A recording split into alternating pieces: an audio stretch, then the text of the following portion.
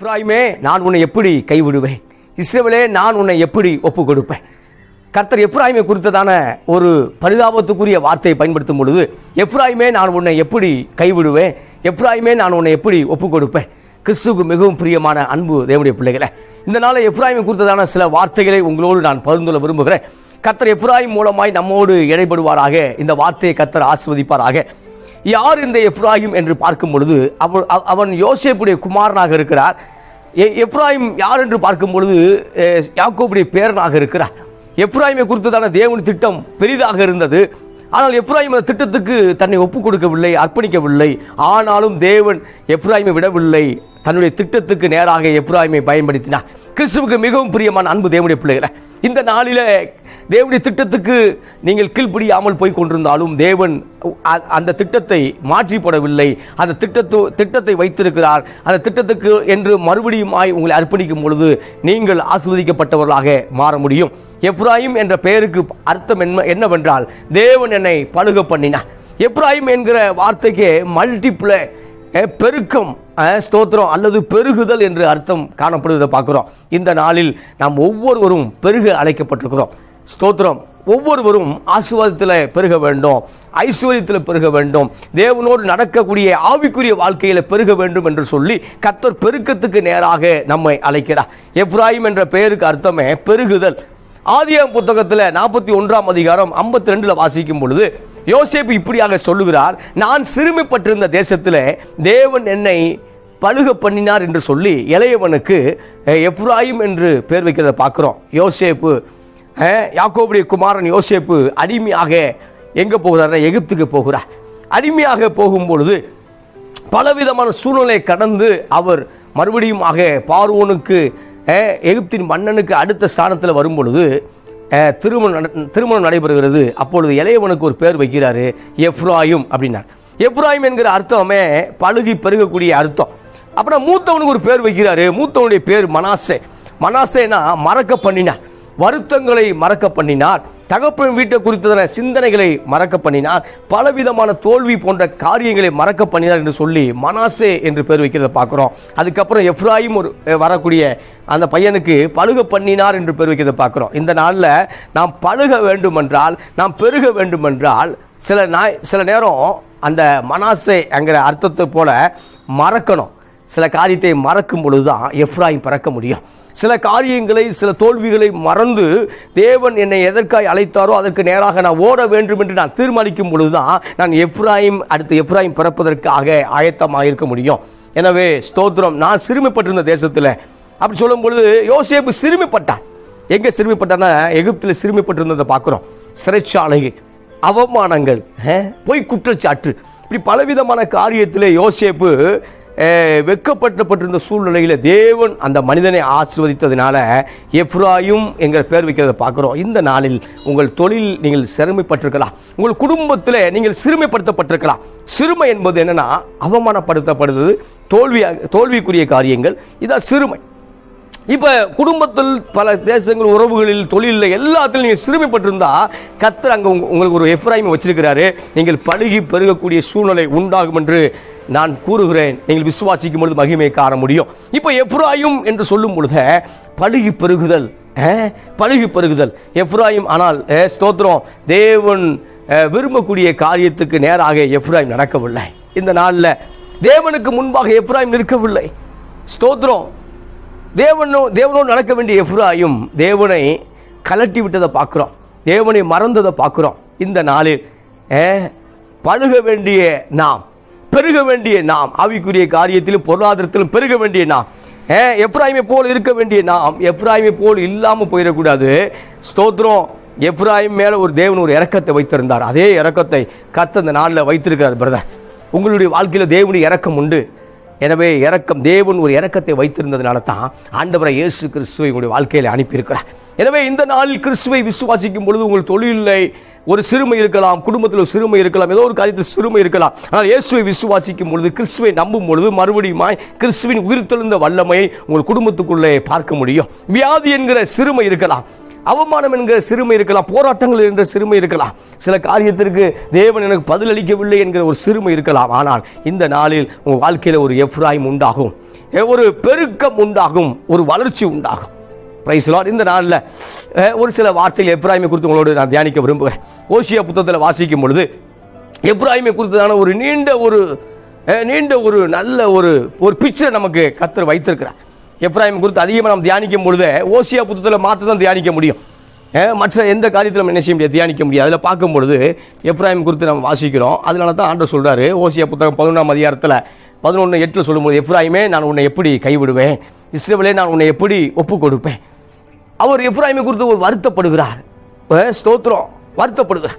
இந்த நாளில் கிறிஸ்துவை விட்டு போய் கொண்டிருக்கிற, கிறிஸ்துவை விட்டு தூரமாக இருக்கிற, ஜெபத்துக்கு தேவன் பதிலளிக்கவில்லை என்று தேவனுக்கு விரோதமாய் கோபமாக இருக்கக்கூடிய அன்பு தங்கச்சிக்கு, அன்பு தம்பிக்கு தேவன் சொல்லக்கூடிய வார்த்தை என்னன்னா, உன்னை கைவிடுவதில்லை.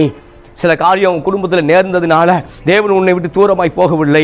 இயேசு உன்னை நேசிக்கிறார், தேவன் உன்னை நேசிக்கிறார், தேவன் உன்னை விரும்புகிறார். இந்த உலகம் உன்னை விரும்பவில்லை, ஸ்தோத்திரம், உறவுகள் உன்னை விரும்பவில்லை. ஆனால் ஆண்டவரை இயேசு கிறிஸ்து உன்னை நிச்சயமாக நேசிக்கிறார். எப்ராயிமை பார்க்கும் பொழுது, எப்ராயிம் உன்னை எப்படி கைவிடுவேன், எப்ராயிமை கைவிட மனது இல்லை. ஆனால் எப்ராயிம் தேவனோடு ஏற்று நிற்கிறத பார்க்குறோம். வாசிக்கிறேன் எப்ராயிம் ஓசியா புத்தகத்தில் வாசிக்கும் பொழுது, ஓசியா புத்தகம் 4ஆம் அதிகாரம் 17 வாசிக்கும் பொழுது, எப்ராயிம் விக்கிரகங்களோடு இணைந்திருக்கிறான், அவனை போகவிடு. 5:17 சொல்லும் பொழுது எப்ராயிம் எங்க இருக்கான, விக்கிரகங்களோடு இணைந்திருக்கிறான். அவருடைய நண்பர்களுடைய ஃப்ரெண்ட்ஷிப்பை பார்க்குறோம். விக்கிரகங்கள் என்பது ஸ்தோத்திரம், எதை தேவனை முதலாக வைக்காமல் எதெல்லாம் முன்பாக வைக்கிறோமோ, முதலாக வைக்கிறோமோ அது விக்கிரகங்கள் என்னப்படுகிறத பார்க்குறோம். எங்கள் விக்கிரகங்களுக்கு இசைந்திருக்கக்கூடிய எப்ராயிம் தேவனுடைய பிள்ளைகளை, இந்த நாளில் நீங்கள் கிறிஸ்துவுக்கென்று இசைந்திருக்க தான் அழைக்கப்பட்டிருக்கிறோம். ஆனால் ஏதோ கடந்த நாட்கள் ஏற்பட்ட தோல்விகள், சில போராட்டங்கள் நினைத்து கொண்டு இப்பொழுது வேறு ஒரு காரியத்தில் சார்ந்திருக்கக்கூடிய அன்பு நெஞ்சங்களுக்கு தேவன் சொல்லுகிறார், எப்ராயிம் இப்படித்தான் விக்கிரகங்களோடு இணைந்திருந்தான், அது தேவன் விரும்பவில்லை, அவனை போக விடுன்னு சொன்னதை பார்க்குறோம். இந்த நாளில் உங்களை போக விட்டுருவேன். எனவே தேவன் உண்டென்றும் தம்மை தெளிகிற யாவருக்கும் பலனளிக்கிறார் என்பதை விசுவாசிக்க வேண்டும் என்று பைபிள் சொல்லுது எபிரேய புத்தகத்தில்.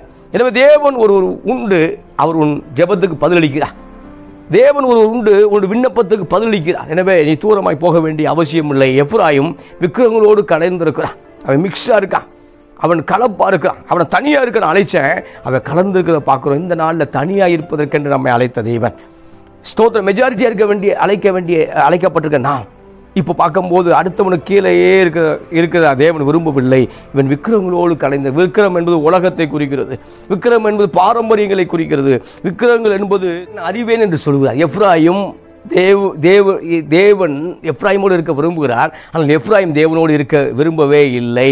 எனவே எப்ராயிம் சோரம் போனதை பார்க்கிறோம். இந்த நாளில் அப்படிப்பட்ட எப்ராயிமை நாம் இருக்காதபடிக்கு தேவனோடு இருக்கக்கூடிய எப்ராயிமாக, தேவனோடு நடக்கக்கூடியவர்களாக இருக்க வேண்டும் என்று தேவன் என்ன செய்கிறார், விரும்புகிறார்.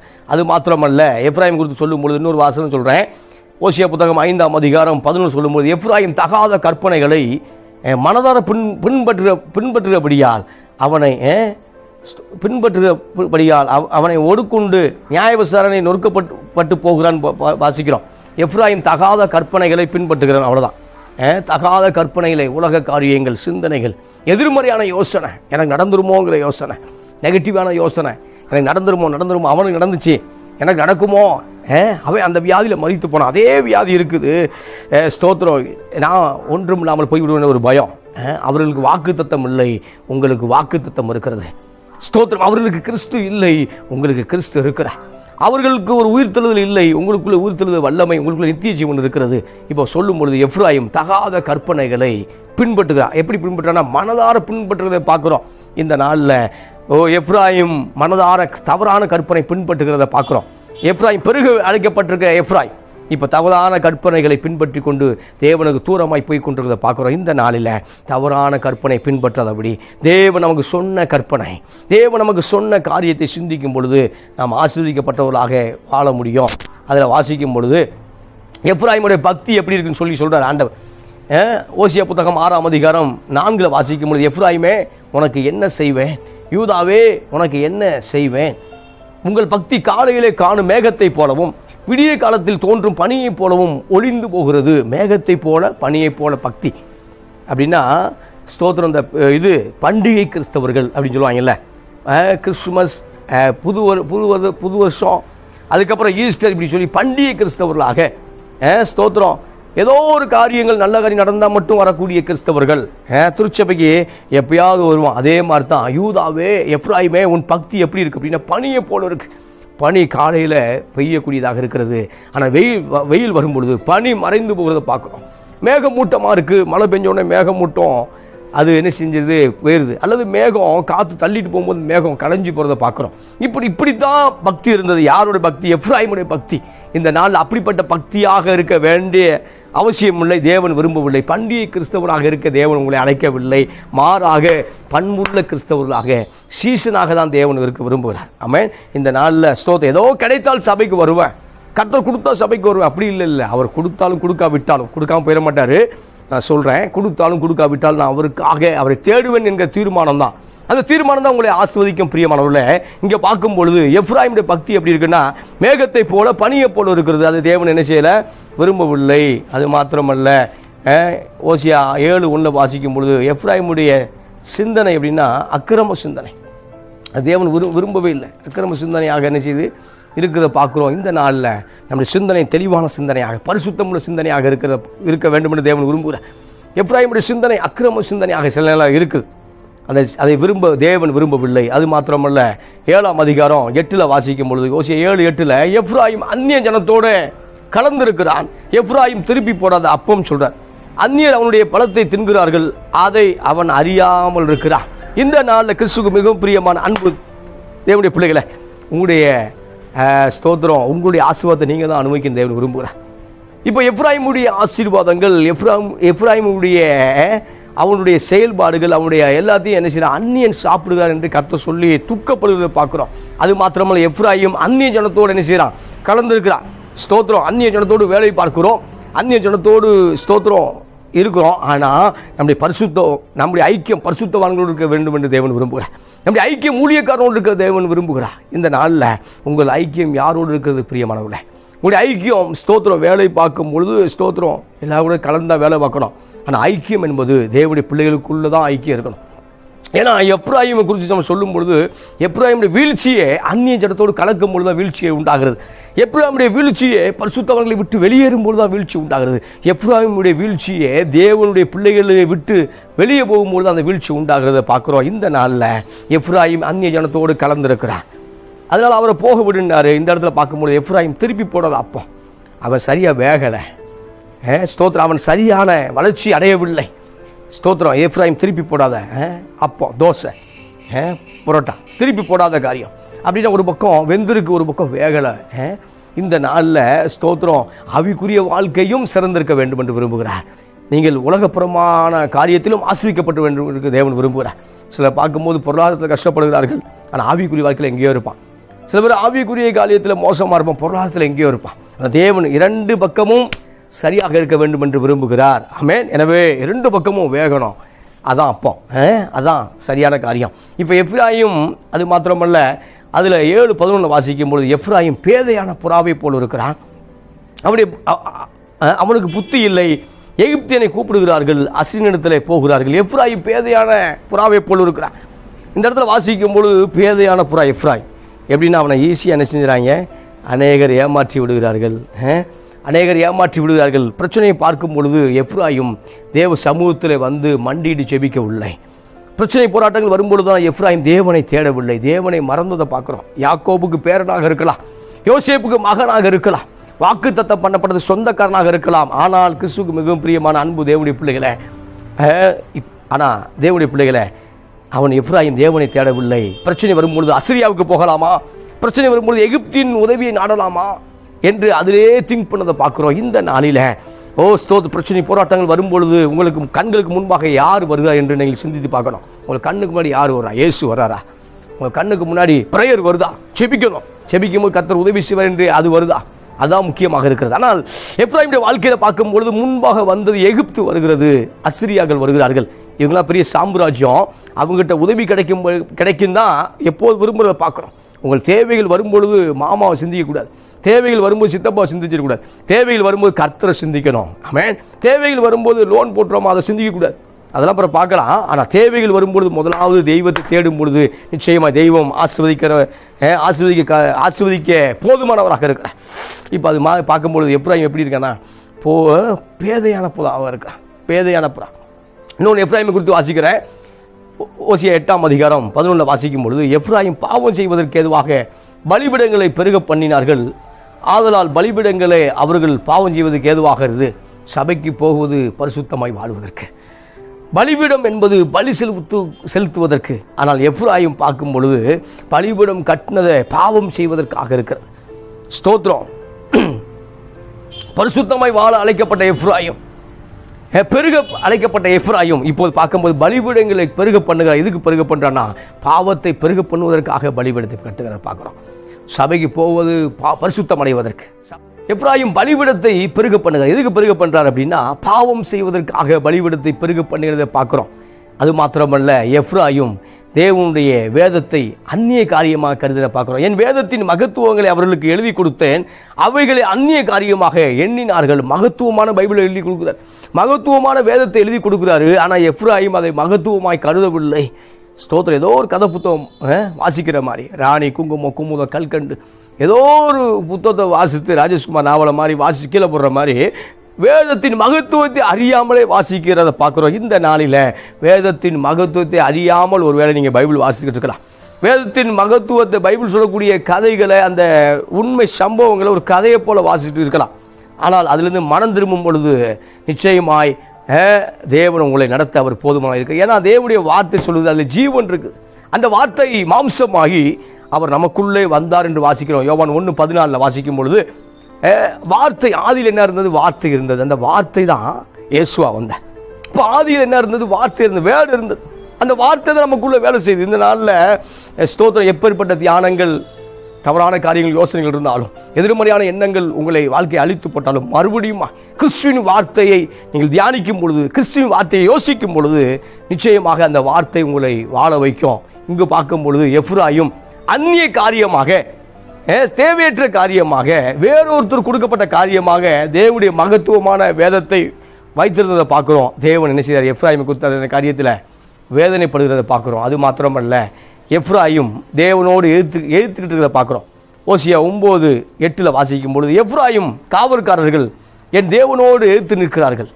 திருப்பதி சொல்றாரு, ஓசியா சொல்றாரு, எப்ராயிமுடைய வேலை என்ன? எப்போ பார்த்தாலும் தேவனோடு எதிர்த்து நிற்கிறதா வேலையாக இருக்குது. எதை குறிக்குதுன்னா, செபிச்சுட்டேன் ஆனாலும் பதில் தர மாட்டேங்கிறேன், ப்ரேயர் பண்ணிட்டேன் ஆனாலும் பதில் தர மாட்டேங்கிறேன், அவனுக்கு செய்கிற எனக்கு செய்ய மாட்டேன், இதேவே சொல்லிட்டு. இதுதான் தேவனுக்கு எதிர்த்து நிற்கிறது. எதிர்த்து நிற்கிறதுனா கம்பை சுற்றி சண்டை போடுறதில்ல, கத்தி எடுத்து சண்டை போடுறதில்ல. இங்கே எழுத்து நிற்கிறதுனா அவர் சொன்ன ப்ராமிஸுக்கு எழுத்தே நிற்கிறது. இது எப்படி இருக்கு? அவர் சொன்ன வாக்கு தத்தங்களுக்கு எழுத்து நிற்கிறது. அந்த வாக்குது நடக்குமான்னு தெரியலேன்னு சொல்லி புலம்புறது, அவிசுவாசம் பேசுறது, இது எழுத்து நிற்கிறது. இப்போ எப்ராயிம் நீ பெருகுவாய், பழுகி பெருகுவாய்ன்னு அழைச்சாரு, அதான் பேர் வச்சாரு. ஆனால் எப்ராயிம் எப்போ பார்த்தாலும் என்ன செய்யறானா? எழுத்து நிற்கிறத பார்க்குறோம். இந்த நாளில் அப்படிப்பட்ட காரியங்கள் இல்லாதபடிக்கு நீங்கள் எழுத்து நிற்கக்கூடாது. நீங்கள் தேவனோடு என்ன செய்யணும்? இணைக்கப்பட்டவர்களாக வாழ வேண்டும். அது மாத்திரமல்ல, எப்ராயிமுடைய மகிமை பறந்து போயிடுச்சு. தேவனுக்கு எழுத்து நின்னதுனால, எப்போதும் தேவனுடைய வார்த்தையை அவிசுவாசமாக பேசினதுனால, இப்போ எப்ராயிம் மேலே இருந்த குளோரி, அந்த மகிமை பறந்து போனதை பார்க்குறோம். ஆனால் மறுபடியும் தேவனோ இரக்கத்தில் ஐஸ்வர்யம் உள்ளவராய், தேவனோ இரக்கம் உள்ளவராக மறுபடியும் எப்ராயிம் எடுத்து பயன்படுத்தினதை பார்க்குறோம். இந்த நாளில் உங்களுக்குள் காணப்படுகிற மகிமை பெருகுதான் அழைக்கப்பட்டிருக்கிறேன். அந்த மகிமை பெருக வேண்டும் என்று விசுவாசிக்க வேண்டும். மகிமை நீங்கள் குறைச்சிடக்கூடாது. அதில் வாசிக்கிற 9ஆம் அதிகாரம் 11 எப்ராயிமின் மகிமை ஒரு பறவை போல பறந்து போகும். அது பிறப்பதும் இல்லை, வயிற்றில் இருப்பதும் இல்லை, கற்பம் தரிப்பதும் இல்லை. இப்போ மகிமை என்ன செய்யுதுன்னா பறந்து போயிடுச்சு. இந்த நாளில் உங்கள் தொழிலில் மகிமை பறந்து போயிருக்கலாம், ஒரு குடும்பத்தில் படிப்பு காரியங்கள் எல்லாருக்கும் மகிமை பறந்து போயிருக்கலாம். நல்லா தான் இருந்தார், அவர் வீடு நல்லா தான் இருந்தது, செழிப்பாக தான் இருந்தால், என்ன பிரச்சனை தெரியலன்னு சொல்கிறாங்கல்ல. இப்போ மகிமை என்ன செஞ்சிச்சு? பறந்து போயிடுச்சு. மகிமை போனதுனால குமாரர்கள் கொல்லப்படுகிறார்கள். அதில் 9:13 வாசிக்கும்போது, எப்ராயிமின் திருவின் திசை மட்டும் இருக்கிறதை பார்க்கும் போது அது நல்ல வசதியான ஸ்தலமாக இருக்குது, நல்ல இடத்துல செட்டில்மெண்ட் ஆகியிருக்கான். ஆனால் குமாரரும் குமார்த்திகளும் கொலையுண்ணப்படுகிறார்கள், பாதிப்புக்குள் ஆகிறார்கள். அது மாத்திரமல்ல, சொல்லும் பொழுது எப்ராயிம் தேவன் மேலே ஒரு வேறு பிடிக்கலை. இந்த நாளில் நமக்குள்ள வேறு இருக்கும்படி தேவன் விரும்புகிறார். ஆமென் சொல்லுங்களேன். ஆமென். நாம் ஸ்தோத்திரம், தேவன் மேலே கட்டப்பட வேண்டும். ஸ்தோத்திரம். பில்டிங் ஸ்ட்ராங்கு, பேஸ்மெண்ட் வீக்குங்கிறான்ல. இங்கே பார்க்கும் பொழுது நம்முடைய ஸ்தோத்திரம் அந்த வேறு அந்த ரூட்டு அந்த லைன் கரெக்டாக இருக்க விரும்புகிறார். ஏன்னா எப்ராயிம் எப்பொழுதுமே ஸ்தோத்திரம் வெட்டுண்டு விழுந்துக்கிட்டே இருக்கான். காரணம் என்ன பண்ண, அவன் சரியாக அந்த ரூட்டு பூமியில் சரியாக இருக்கலை. எப்ராயிமுடைய ரூட்டு சரியாக இல்லாதனால அவரால் என்ன செய்ய முடியல, வேறுபற்றி கனி கொடுக்க முடியவில்லை. அதில் வாசிக்கிறேன், ஓசியா புத்தகம் 9ஆம் அதிகாரம் வாசிக்கும்போது 9:16 வாசிக்கும்போது, எப்ராயிமர் வெட்டுண்டு போனார்கள், அவர்கள் வேறு உலர்ந்து போயிற்று, கனி கொடுக்க மாட்டார்கள், அவர்கள் பிள்ளைகள் பெற்றாலும் அவர்களுடைய கற்பத்தின் பிரியமான கனிகளை அதம் பண்ணுவேன்னு சொல்கிறேன். இங்கே வாசிக்கும் பொழுது கனி கொடுக்காத சூழ்நிலை. அதில் ஆண்டவர் சொல்ல, யோவான சொல்கிறாரு, நீங்கள் மிகுந்த கனிகளை கொடுப்பதினால என் சீசராயிருப்பீர்கள் சொன்னார். மிகுந்த கனி கொடுக்க வேண்டும் என்று ஆண்டவர் விரும்புகிறார். ஆனால் எப்ராயிம் கனி கொடுக்கத்தான் அழைக்கப்பட்டான். ஆனால் எப்ராயிம் கனி கொடுக்கத்தான் அழைக்கப்பட்ட எப்ராயிம் இந்த இடத்துல வாசிக்கும் பொழுது எப்ராயிம் கனி கொடுக்க முடியாத சூழ்நிலையை பார்க்குறோம். எப்ராயிம் கனி கொடுக்க முடியவில்லை. ஏனென்றால் அவருடைய வேறு ஆழமாக போகவில்லை. கிறிஸ்துவுக்கு மிகவும் பிரியமான அன்பு தேவனுடைய பிள்ளைகளை, ஸ்தோத்திரம், ஒரு நபரிடத்தில் அதிகமாக நாம் பேசும் பொழுது, ஒரு நபரிடத்தில் உறவாடி கொண்டிருக்கும் பொழுது, அவரிடத்தில் அன்பு செலுத்தும் பொழுது தான் அவங்களுக்கு நமக்கும் அந்த ஸ்தோத்திரம் அந்த தொடர்பு அதிகரிக்குது, அந்த ரிலேஷன் அதிகரிக்குது, அந்த உறவு ஆழமாக போகுது. இப்போ பார்க்கும் பொழுது தேவனுக்கும் நமக்கும் சண்டே டு சண்டே அப்படிங்கிற மாதிரி இருந்துச்சு அப்படின்னா, எப்பயோ ப்ரேயர் பண்ணேன், எப்பயாவது ப்ரேயர் பண்ணுவேன் அப்படி இருக்கும் பொழுது நம்முடைய வாழ்க்கையில் வேறு கொள்ள முடியாது. கிறிஸ்து எப்பொழுதும் தேவனோடு ஐக்கியமாக இருந்தார். கிறிஸ்து எப்பொழுதும் தேவனோடு என்ன செஞ்சார்னா, எப்பொழுதும் அவர் இல்லாமல் இருக்க முடியலங்கிறார். நானும் பிதாவும் ஒன்றாக இருக்கிறோம்னா, அவர் என்னை தனியே இருக்க விடுவதில்லைன்னு சொன்னார். இப்போ எப்ராயிம் தனியாக இருக்கவே பழகிட்டான். இந்த நாளில் சில பேர் பார்த்தீங்க அப்படின்னா தனியாகவே இருப்பான், யார்ட்டையும் பேச மாட்டாங்க, தனியாகவே மிங்கிள் ஆக மாட்டாங்க. ஸ்தோத்திரம், ஆமாம், ரொம்ப மிங்கிள் ஆகக்கூடாது. ஏன்னா எப்ராயிம் சில நேரம் மிங்கிள் ஆகலை, சில நேரம் பார்க்கும்போது அந்நிய ஜனத்தோடு பிழைந்திருக்கிறத பார்க்குறோம். இதை தேவன் என்ன செய்யலை, விரும்பலை. ஆனால் எப்ராயிம் நல்ல உழைக்கக்கூடியவன். அதில் வாசிக்கிறேன், ஓசியா 10:11 வாசிக்கும் பொழுது, எப்ராயிம் நன்றாய் பழக்கப்பட்ட போரடிக்க விரும்புகிற கடாரியாக இருக்கிறான். நல்ல வேலை செய்யக்கூடிய ஆளாக இருக்கான். ஆனால் அவனுடைய பிரயாசத்தின் பலனை அந்நியன் சாப்பிட்றத பார்க்குறோம். ஏன் சாப்பிடுகிறார் என்றால், அந்நியர்கள் சாப்பிடுகிறார் என்றால் அவன் அதை என்ன செய்யலை, விரும்பவில்லை. எப்ராயிம் நன்றாக உழைக்கக்கூடியவன், ஆனால் கவனம் இல்லாமல் பேதையான புறாவை போல் இருக்கிறதுனால அவன் முன்னுக்கு வர முடியலை. இந்த நாளில் பேதையான புறாவை போல நீங்கள் இல்லாதபடிக்கு கர்த்தர் உங்களை காப்பாற்றுவாராக. சில காரியங்கள் பேதையாக இருக்கும் பொழுது ஆண்டவரே ஞானத்தை தாரும் என்று செபிக்கும் பொழுது நிச்சயமாக அவர் ஞானத்தை தர அவர் போதுமானவராக இருக்கிறார். நான் நிறைய செய்ய விரும்புகிறேன். அதில் வாசிக்கும் பொழுது இப்பொழுது 11ஆம் அதிகாரம் 12 வாசிக்கும் பொழுது, எப்ராயிம் பொய்களினால் இஸ்ரவேல் வம்சத்தார் வஞ்சகத்தினாலும் என்னை சூழ்ந்து கொண்டிருக்கிறார்கள். எப்பொழுதும் எப்ராயிம் பொய் சொல்லக்கூடிய மனிதனாக இருக்கிறத பார்க்குறோம். எப்பொழுதும் எப்ராயிம் நன்றாக ஸ்தோத்திரம் சிந்திக்கக்கூடிய மனிதன், நன்றாக ஒர்க் பண்ணக்கூடிய மனுஷன், வேலை செய்யக்கூடிய மனுஷன். ஆனால் பொய்களினாலே இந்த நாளில் பொய்யை தேவன் விரும்புகிறார். ஏதோ சும்மா பொய் சொன்னோம், பொய்க்கு பிதா பிசாசுன்னு சொல்கிறார் ஆண்டவர் சொல்லும்போது, பொய்க்கு ஃபாதர் யாருன்னா பிசாஸ். இந்த நாளில் ஸ்தோத்திரம், பொய் சொல்கிறது பாவம் தான். ஏதோ ஒரு காரியத்துக்காக பொய் சொல்கிறதுனால அவன் குடும்பம் உடைக்கப்படாமல் இருக்கிறது. ஏதோ ஒரு காரியத்தில் பொய் சொல்லிட்டு அவன் ஜெயிலுக்கு போல தப்பிச்சுட்டான். அப்படி ஏதோ ஒரு காரியத்துக்கு செஞ்சேன்னா பரவாயில்ல, அது தவறு தான். ஆனால் சில பேர் பார்த்தீங்க அப்படின்னா எதுக்கு எடுத்தாலும் பொய் சொல்லிட்டு இருப்பான். காலைல சாப்பிட்டதுலேருந்து எதுக்கு எடுத்தால் பொய் சொல்லிட்டு இருப்பான். அதே போல் எப்ராயிம் நிலைமை பார்க்கும்பொழுது பொய் பேசக்கூடியவராக இருக்கிறார். இப்போ எப்ராயிம் ஓசியா 12:1 வாசிக்கும்போது, எப்ராயிம் காற்றை மேய்ந்து கொண்டல் காற்றை பின்தொடர்கிறார். ஸ்தோத்திரம். இப்போ பார்க்கும்போது எப்ராயிம் அது மாத்திரம் பெருமை பேசக்கூடியவராக இருக்கிறார். அதில் ஓசியா 12:2 வாசிக்கும் பொழுது, எப்ராயிம் நான் ஐஸ்வர்யவனானேன், நான் பொருளை சம்பாதித்தேன், நான் பிரயாசப்பட்டு தேடின எல்லாவற்றிலும் பாவமாகி அக்கிரமம் எண்ணத்தில் கண்டுபிடிக்கப்படுவதில்லை என்று சொல்லி எப்பொழுது பார்க்கும் பொழுது பொய்யை பேசக்கூடியவனாக இருக்கிறான். ஸ்தோத்திரம், பெருமை பேசக்கூடிய மனிதனாக இருந்தான். இந்த நாளில் நமக்குள்ள எந்த காரியத்தில் பெருமை வரக்கூடாது. பெருமை உள்ளவனுக்கு கர்த்தர் எதிர்த்து நிற்கிறார் என்று வாசிக்கிறோம். பெருமை உள்ளவனுக்கு பிசாசு எதிர்த்து நிற்கவில்லை. பெருமை உள்ளவனுக்கு வானத்தையும் பூமி உண்டாக்கின கர்த்தரை எதிர்த்து நிற்கிறார். இப்போ எப்ராயிமுக்கு தேவன் ஏன் எதிர்த்து நிற்கிறார்னா, இவை பார்க்கும்போது அக்கிரமாய் பேசுகிறான், பொய் பேசுகிறான். அது மாத்திரமல்ல, ஏன் பிரயாசம் நான் பண்ணேன் என்று எப்பொழுதும் பெருமையான பேச்சு. இந்த பேச்சை கர்த்தர் விரும்புகிறேன். நான் சம்பாதித்தது இந்த தோட்டங்க, நான் சம்பாதித்த திருச்சபங்க, நான் சம்பாதித்த பில்டிங்கை இப்படியே பெருமையாக பேச தேவன் விரும்பவில்லை. எல்லா மகிமையும் கர்த்தர் கொடுக்க வேண்டும் என்று தேவன் விரும்புகிறார். எப்ராயிமுக்குள்ள இந்த கேரக்டரு ஒரு தவறான கேரக்டர். அதனால தான் சொல்கிறாரு. அதில் வாசிக்கும் பொழுது ஓசியா 13:12 வாசிக்கும் பொழுது, எப்ராயிம் அக்கிரமம் கட்டி வைத்திருக்கிறது, அவன் பாவம் பத்திரப்படுத்தப்பட்டிருக்கிறது. இப்போ சொல்கிறாரு, பெருமையை பேசுறதுனால எப்ராயிமுடைய அக்கிரமத்தை கட்டி வச்சிருக்கிறேன், அவனுடைய பாவம் பத்திரப்படுத்தப்பட்டிருக்குது. ஸ்தோத்திரம். காய்கறியை பத்திரமா ஃப்ரிட்ஜில் வைக்கிற மாதிரி ஃப்ரெஷ்ஷாக வைக்கணும்னு சொல்லி அப்படியே வைக்கிற மாதிரி இவன் பாவத்தை ஃப்ரெஷ்ஷாக இங்கே வச்சிருக்கு, கட்டி வச்சிருக்கு, பத்திரப்படுத்தி வச்சிருக்கு. ஸ்தோத்திரம். அதனால தான் தாவீது சொல்லும் பொழுது, என் பாவம் எப்போது எனக்கு முன்பாக இருக்கிறதுன்னு சொல்லி செபிக்கும் பொழுது, இப்போ பாவத்தை கர்த்தர் விலக்கிட்டு இப்போ கர்த்தரை எப்போது எனக்கு முன்பாக வைத்திருக்கிறேன்னு சொன்னதை பார்க்குறோம். இந்த நாளில் உங்கள் அக்கிரமங்கள் கட்டி வைத்திருக்கிறேன் என்று யார் சொன்னாலும் நம்ப வேண்டாம். அது பழைய ஏற்பாடில். புதிய ஏற்பாடில் வரும்பொழுது உங்களுக்கு முன்பாக கிறிஸ்து இருக்கிறார்.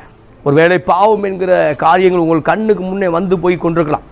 இப்போ நாம் ஆண்டவரே என்னுடைய பாவத்தை மன்னியும், ஆண்டவரே இயேசுவே எனக்கு உதவி செய்யும் ஜெபிக்கும் பொழுது நிச்சயமாக பாவத்தை மன்னிக்க அவர் போதுமாக இருக்கிறார். அது மாத்திரமல்ல, ஓசியா 13:1 வாசிக்கும் பொழுது எப்ராயிம் பேசின போது நடுக்கம் உண்டாயிற்று. அவன் இஸ்ரவேலிலே மேன்மை பெற்றான், நல்ல மனிதன் தான், மேன்மை பெற்றான். அவன் பாகால் விஷயத்தில் குற்றம் செய்து மடிந்து போனான்னு சொல்லி கர்த்தர் சொல்கிறத என்ன செய்கிறோம் பார்க்குறோம். பாகால் விஷயம் என்பது என்ன சொல்கிறான்னா, விக்கிரங்களோடு இணைந்திருக்கிறார், அவனை போக விடு என்று சொன்னார். இந்த நாளில் கட்டாயப்படுத்தி ஒருவனை அவர் தன்னோடு வைத்திருப்பதில்லை, புரிந்து கொள்ள வேண்டும். கட்டாயப்படுத்தி திருச்சபைக்கு வந்து தான் ஆக வேண்டும் என்று சொல்லுவதில்லை. மனதார பின்பற்ற விரும்புகிறார், மனதார தேவன் பின்பற்ற விரும்புகிறார். எனவே எப்ராயிம் நன்றாய் பேசக்கூடியவன், நன்றாய் அவன் பேசும்போது ஒரு மேன்மை உண்டாகுது. ஆனால் எப்ராயிம் பாகல் விஷயத்தில் தவறு செய்ததை பார்க்குறோம். எனவே இந்த நாளில் ஒரு வேளை உங்களுடைய காரியம் எப்ராயிம் போல ஆசிரிக்கப்பட வேண்டிய நீங்கள், ஸ்தோத்திரம், எப்ராயிம் போல உயர்ந்து காணப்பட வேண்டிய நீங்கள், ஸ்தோத்திரம், எப்ராயிமை போலவே சிந்திச்சுட்டு உயர அழைக்க வேண்டிய, உலைய இருக்க வேண்டிய எப்ராயிமை போல இருக்க வேண்டியவங்க நீங்கள் இப்போ மண்ணுக்குரிய எப்ராயிமாக, மகிமையை தொலைத்து போன எப்ராயிமாக நீங்கள் இருந்தால் ஒருவேளை கர்த்தர் மறுபடியும் உங்களை பழுக பண்ண முடியும் என்று கர்த்தருடைய வார்த்தை சொல்லுகிறத பார்க்குறோம். எனவே இப்படிப்பட்ட எப்ராயிமை மறுபடியும் அவர் எடுத்து ஓசியா புத்தகம் 11ஆம் அதிகாரத்தில் வரும்பொழுது தான் ஓசியா 11ஆம் அதிகாரம் 4, ஓசியா 11ஆம் அதிகாரம் 3 சொல்லும் பொழுது, நான் எப்ராயிமை கைப்பிடித்து நடக்க பண்ணினேன், ஆனாலும் நான் தங்களை குணமாக்குறவர் என்று அறியாமல் போனார்கள். எப்ராயிமே, உன் கையை பிடிச்சி நடக்க வச்சதே நான் தான், ஆனால் நீ அதை அறியலைன்னு சொல்கிற. பல நன்மைகளை செய்தவர் கர்த்தர். பல விபத்துக்கு பின்னாடி சாத்தா இருக்கும் பொழுது அந்த பல விபத்துக்கு பின்னாடி உங்களை காப்பாற்றினவர் கர்த்தர். ஆமென். பல பிரச்சனைகளுக்கு, பல காரியங்கள், தற்கொலை ஆவிகள் உங்களை தூண்டின பொழுது அதிலிருந்து வெளியே கொண்டு வந்தது கர்த்தர். இது எப்படி இருக்கு? இப்போ எப்ராயிம் அதெல்லாம் மறந்து போனதை பார்க்குறோம். ஆனால் கர்த்தர் எப்ராயிமை மறக்கவில்லை. இந்த நாளில் ஒருவேளை பேர் கிறிஸ்தவராக இருக்கலாம். எங்கள் தாத்தா கிறிஸ்தவராக இருந்தாருங்க, அதனால் நான் சர்ச்சுக்கு போயிட்டுருக்கேன். ஒருவேளை பேர் கிறிஸ்தவராக, பண்டிகை கிறிஸ்தவராக இருக்கலாம். ஆனால் கர்த்தர் உங்களையும் நேசிக்கிறார். நீங்களும் ஆழமாக தேவனோடு வர வேண்டும் என்று விரும்புகிறார். அதில் எப்ராயிமே, நான் உன்னை எப்படி கைவிடுவேன், இஸ்ரவேலே நான் உன்னை எப்படி ஒப்புக் கொடுப்பேன், நான் உன்னை எப்படி ஆத்மாவை போலாக்குவேன், உன்னை எப்படி செபோயிமை போலாக்குவேன், என் இருதயம் எனக்குள்ளே குழம்புகிறது, என் பரிதாபங்கள் ஏகமாய் பொங்குகிறதுன்னு சொல்கிறத பார்க்குறோம். ஆத்மாவை போல, செபோயிமை போலன்னா சோதம் குமாரா அழிக்கப்படும் பொழுது அது பக்கத்தில் இருக்கக்கூடிய 2 வில்லேஜ். சோதம் குமாரா தேவனுடைய லோத்து கடந்த நாட்களில் பார்த்தோம்ல, சோதம் குமாராவில் தேவன் அக்கினியும் கந்தகத்தை அழித்து போட்டார். அது பக்கத்தில் உள்ள இந்த 2 வில்லேஜ் தான் ஆத்மா. இப்போ உன்னை அப்படி ஆக்க முடியாது, உன்னை நேசிக்கிறேன் அப்படின்னு ஆண்டவர் சொன்னதை பார்க்குறோம். இந்த நாளில் அதே போல் எப்ராயிம் போல் ஆண்டவர் நேசிக்கிறாரு. இப்போ எப்ராயிமின் மனம் திரும்புவதோடு நான் முடிக்க விரும்புகிறேன். எப்ராயிமின் வாழ்க்கையில் ஒரு மாற்றத்தோடு நான் முடிக்க விரும்புகிறேன். என்ன மனம் திரும்புது அப்படின்னா, இப்போ சொல்கிறாரு எப்ராயிம் மனம் திரும்புவதோடு தேவனோடு மறுபடியும் இணைக்கப்பட்டதை பார்க்குறோம். இது எப்படி இருக்குது? படத்தின் முடிவு நல்லதாக இருக்கிறது, கதையின் முடிவு நல்லதாக இருக்கிறது, நம்ம வாழ்க்கையின் முடிவு நல்லதாக இருக்கணும். ஓசியா 14:8 வாசிக்கும் பொழுது, இனி எனக்கும் விக்கிரங்களுக்கும் என்ன என்று எப்ராயிம் சொல்லுவான், நான் அவனுக்கு செவி கொடுத்து அவன் மேல் நோக்கமாக இருந்தேன், நான் பச்சையான தேவதாரு விருட்சம் போல் இருக்கிறேன், என்னாலே உன் கனி உண்டாயிற்று என்று எப்ராயிம் சொல்லுவான். இப்போ எப்ராயிம் சொல்கிறான் கர்த்தரை பார்த்து, உம்மாலே கனி உண்டாயிடுச்சு, நீங்கள் தான் சொல்லி மகிமையை பாஸ் பண்ணதை பார்க்குறோம், குளோரியை பாஸ் பண்ணதை பார்க்குறோம், மேலே அனுப்புறதை பார்க்குறோம். ஆண்டவரே நீங்கள் தான். இப்போ எப்ராயிம் தேவதார் விருட்சத்தை போல இருக்கிறத பார்க்குறோம். தேவதார் விருட்சம் அப்படின்னா மத்திய தரைக்கடல் பகுதியில் வளரக்கூடிய மிகப்பெரிய மரம்.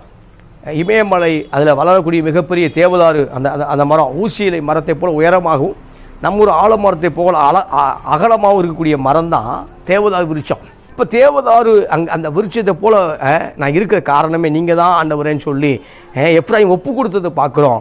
மறுபடியும் எப்ராயிமுடைய மேன்மையை கொண்டு வந்துட்டார். எப்ராயிமை மறுபடியும் பழுக பண்ண வேண்டும் என்று கொண்டு வந்தார். இதனால் நீங்கள் எதெல்லாம் விட்டீங்களோ அதை மறுபடியும் பிடிக்க உதவி செய்வார். எதெல்லாம் தொலைத்து போனீர்களோ, எதெல்லாம் கண்டுபிடிக்க முடியாமல் போயிற்றோ அதை மறுபடியுமாய் கிடைக்கும்படி பரலோகத்தை படைத்த தேவன், வானத்தையும் பூமியை உண்டாக்கிற தேவன், உங்களை படைத்த தேவன் அதை நிச்சயமாக உங்கள் கையில் கொண்டு வந்து கொடுப்பார். எப்ராயிமை போல மறுபடியும் நீங்கள் ஆசீர்வதிக்கப்படுவீர்கள். எப்ராயிமை போல மறுபடியும் பழுக பண்ணுவார். கர்த்தர் தாமே உங்களை ஆசீர்வதி